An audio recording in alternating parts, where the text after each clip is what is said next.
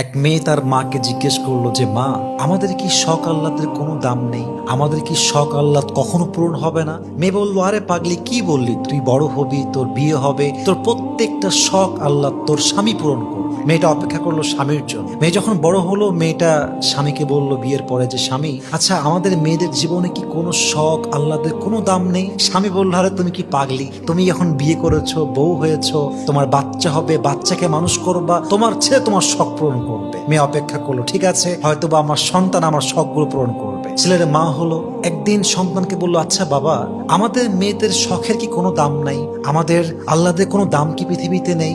সন্তান বলছে, মা তোমার কি মাথা খারাপ? তোমার বয়স হয়ে গিয়েছে, তোমার এক পা কবরে ঢুকে গিয়েছে, তুমি এখন আল্লাহ বিল্লাহ করবা, কবরের ফিকির করবা। তখন মেয়েটা বুঝতে পারলো যে আসলে পৃথিবীতে নারীদের শখ বলতে কিছু নেই। পৃথিবীটা নারীদের আহ্লাদ পূরণের জায়গা নয়। নারীদের প্রথম এবং শেষ ঘর কবর ছাড়া আর কিছুই হতে পারে না। ঠিক কিনা বলেন?